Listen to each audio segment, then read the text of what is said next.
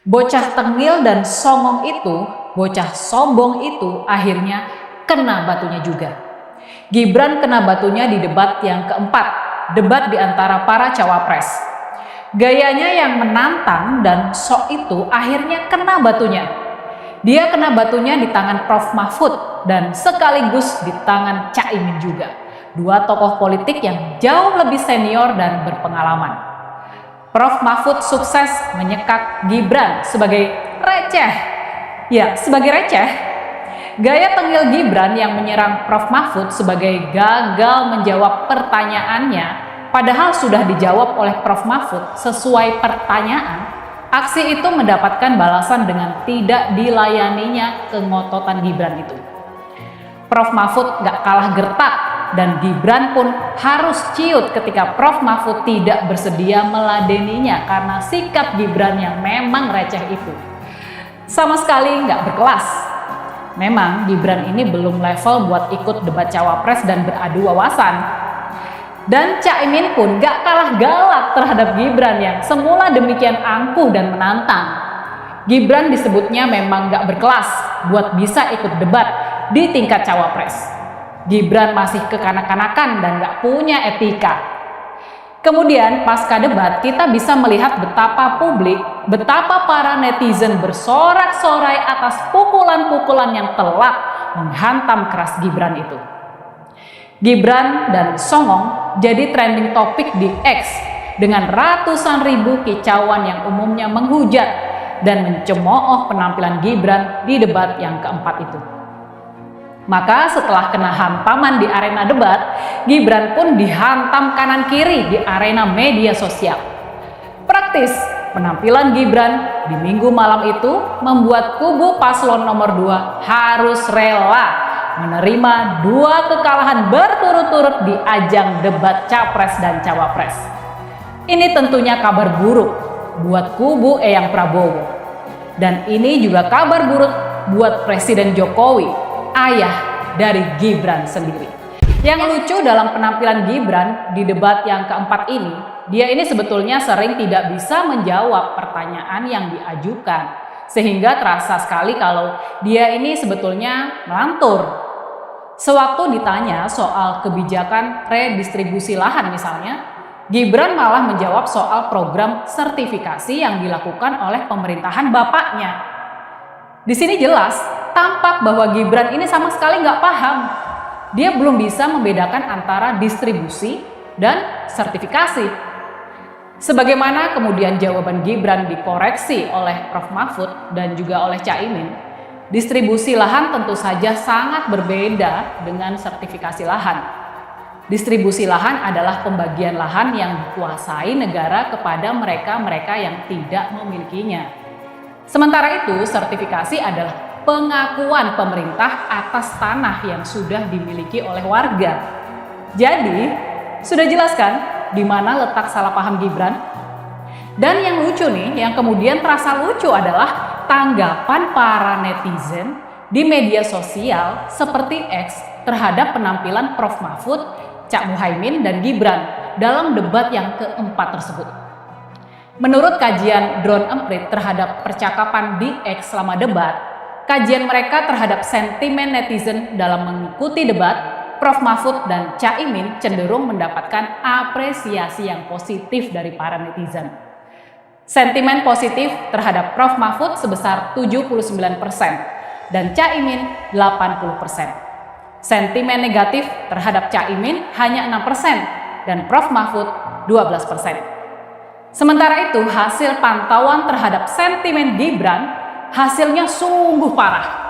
Para netizen sama sekali nggak menyukai penampilannya yang agresif, songong dan tengil di ajang debat tersebut.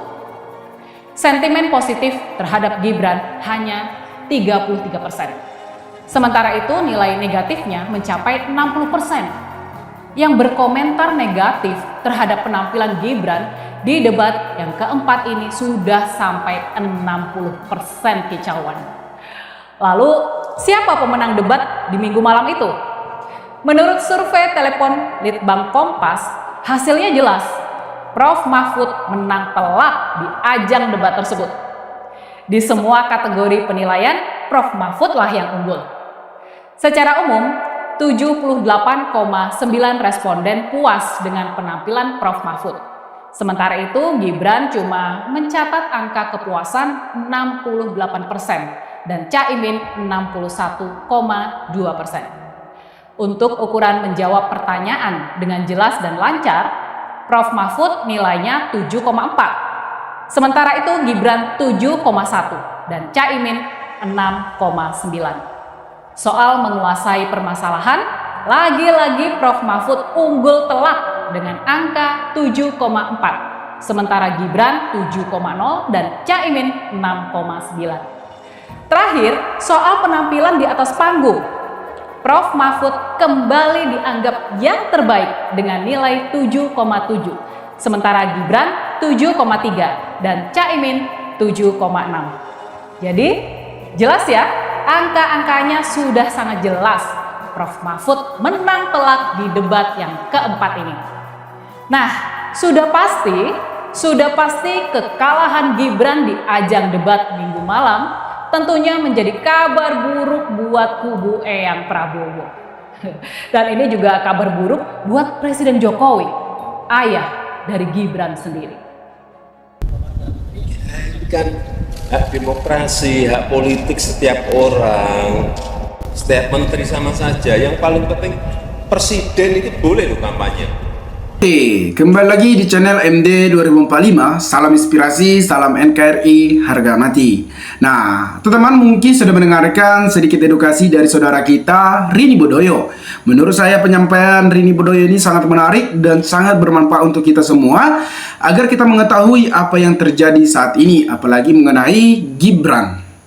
Gibran di perdebatan pada tanggal 21 Januari 2024 yang diadakan oleh KPU tentunya sangat bobrok dan sangat blunder. Mengapa saya katakan begitu? Karena Gibran sudah hilangnya sikap karakter yang tidak bagus, melainkan Gibran memperlihatkan arogan dan sombong dan angkuh. Jadi menurut saya pemimpin tidak pantas memperlihatkan arogan dan sombong, karena pemimpin harus menjaga sikap dan karakter dan sebagai contoh untuk anak-anak muda. Mengapa saya katakan begitu? Karena Gibran masih muda. Seharusnya bagi contoh untuk anak-anak muda agar anak-anak muda terjun ke dunia politik. Tetapi melihat tingkah laku Gibran ini, pastinya anak muda benci melihat Gibran. Mengapa saya katakan? Karena dia sombong dan arogan dan hilangnya sopan santun Gibran di saat debat pada tanggal 21 Januari kemarin. Kita memang lihat soal sindiran Gibran terhadap Cak Imin. Seakan-akan Gibran ini lebih pintar dan lebih berpengalaman daripada Cak Imin. Soal enak banget ya Gus bawa catatan. Nah, tentunya sebenarnya sah-sah saja mau kita goyang-goyang mau menjawab, tentunya sah-sah saja. Paling hilangnya karakter aslinya, hilangnya kesopan santunnya ketika melakukan joget-joget seperti Prabowo Subianto. Kita bisa lihat. Nah, teman-teman, sebenarnya menurut saya tidak ada salahnya Cak Imin menggunakan catatan untuk menjawab pertanyaan Gibran. Menurut saya sah-sah saja dan tidak ada masalah. Tetapi kalau kita lihat tingkah laku Gibran ini seakan-akan dia lebih jago daripada Cak Imin. Namun, mungkin teman-teman sudah menonton video perdebatan pada tanggal 21 Januari 2024 kemarin. Lihatlah tingkah laku Gibran yang sombong, yang seakan-akan mencari jawaban dari Prof. Mahfud. Saya cari-cari nggak ada jawaban Prof. Mahfud ini. Nah, disitulah mulai memanas, semakin memanas, dan terlihatlah karakter asli Gibran yang selama ini kita lihat memang udah sombong. Disitulah sok pintar. Jadi gampang saja sebenarnya teman. Ketika kita memilih pemimpin, kasih saja dulu kepercayaan sama dia, apakah dia bisa memimpin atau tidaknya. Itu kata Hao. Ketika kita melihat karakter orang aslinya, kita kasih kepercayaan apakah dia bisa melanjutkan atau mengerjakannya itu dengan sungguh-sungguh. Namun kita lihatlah Gibran, anak muda yang sudah bermasalah di MK. Jadi banyak yang kekecewaan anak muda. Ya, tentunya kita berharap anak muda lebih paham dunia politik dan memahami apa yang terjadi saat ini agar kita tidak salah memilih pengganti Pak Jokowi di tahun 2024 ini. Bahkan banyak tokoh politik yang mengkritik Gibran ini soal arogan dan sombongnya. Saya mendapatkan berita mengenai tanggapan Yusuf Kala mengenai Gibran. Seorang pemuda atau seorang pemimpin tentunya harus memiliki sikap yang baik dan karakter yang baik, karena dia akan menjadi orang pemimpin. Tetapi ketika dia menjaga sikap dan tidak menguasai dirinya, tentunya tidak layak menjadi pemimpin, apalagi memimpin negara ini. Banyak warga loh, banyak jutaan warga loh di sini, bukan hanya satu orang, tetapi seluruh Indonesia. Dan ada salah satu juga statement dari Jokowi mengenai presiden atau mengenai kepemimpinan. Jangan pilih orang yang hanya duduk di istana, dan pilihlah orang yang mampu fisiknya untuk belusukan. Nah, kalau kita lihat, siapakah yang mampu untuk belusukan ke daerah-daerah, daerah terpencil, daerah tengah, daerah mau dimanapun? Hanya Ganjarlah menurut saya yang kuat fisiknya dan Pro Mahfud. Mereka juga selalu berkampanye dan sangat dekat kepada masyarakat. Bukan hanya kampanye saja, tetapi mereka sehari-hari juga dekat kepada masyarakat, karena Ganjar sudah mendapatkan amanah dari orang tua. Apa yang dikatakan Ganjar ketika ada di acara Najwa Shihab mengenai pesan ibunya? Ibunya hanya berpesan, ketika kamu dikasih jabatan Ganjar, kamu jalankan dan jangan korupsi. Kalau jabatan itu jangan dikejar, tetapi kalau dikasih kepercayaan, kerjakanlah dengan baik. Nah, itu menurut saya pesan yang sangat-sangat baik dan sangat-sangat memasuk ke hati. Nah, teman-teman, apakah Anda melihat saat ini akan netral dalam pemilu di tahun 2024 ini? Adanya permainan aparat, permainan teknik sipil atau teknik itulah pokoknya teman-teman. Tetapi kalau kita lihat adanya ketidaknetralan Pak Jokowi, yang dimana Pak Jokowi melakukan pembagian bansos yang dekat kepada baliho Prabowo dan Gibran. Jadi ya menurut saya ini ketidaknetralan. Tetapi kembali lagi kita pembahasan dari awal mengenai sikap Gibran ini. Aksi saling sindir terjadi antara Cak Imin dan Gibran saat debat keempat pemilihan Presiden 2024 di Jakarta pada tanggal 21 Januari 2024. Bahkan Cak Imin menyinggung putusan MK Mahkamah Konstitusi yang meloloskan Gibran sebagai cawapres. Nah, seperti yang saya katakan dari awal, Gibran sudah dipermasalahkan di MK, yang dimana MK memutuskan Gibran untuk ikut dalam kontestasi di Pilpres di tahun 2024 ini sebagai wakil dari Prabowo Subianto. Saat perdebatan mengenai masalah desa, Cak Imin berbicara untuk mencatat sedikit pertanyaan yang disampaikan oleh cawapres Mahfud, namun ia memberikan pernyataan sambil menyindir Gibran. Asalkan ini bukan catatan MK. Sindiran itu terhadap Gibran adalah sindiran yang sangat pedas yang harus dipahami oleh Gibran.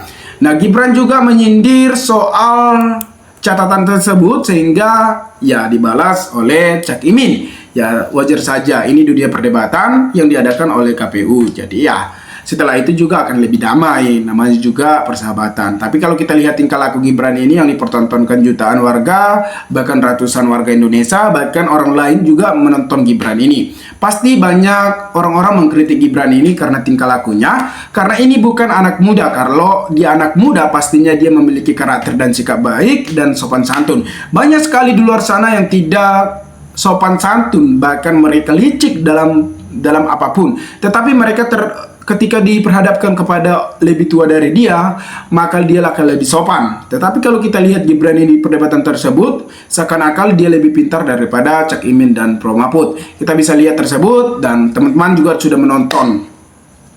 Mengenai masalah desa, Cak Imin berbicara mencatat sedikit penyampaian Gibran tersebut, langsung disindir oleh Gibran. Enak banget ya Gus, seperti yang saya katakan dari awal. Nah, teman-teman, inilah yang terjadi saat ini. Jadi kita harus lebih mengamati dunia politik, dan kita harus memiliki pemimpin yang baik dan murah hati seperti Pak Joko Widodo. Walaupun Pak Jokowi saat ini sudah cacat namanya karena adanya Gibran sebagai wakil Prabowo Subianto, yang ada permainan di MK, yang ada permainan di Parat atau permainan Pak Jokowi.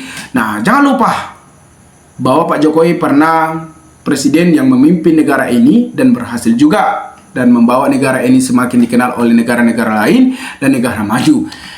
Nah, tentukanlah pilihan Anda ketika kita akan mewujudkan Indonesia Maju Emas di tahun 2024. Nah, teman-teman dimanapun Anda berada, maka berikanlah tanggapan teman-teman di kolom komentar agar kita bisa saling tukar pikiran satu antara lain. Salam inspirasi, salam NKRI, MD 2045 melaporkan.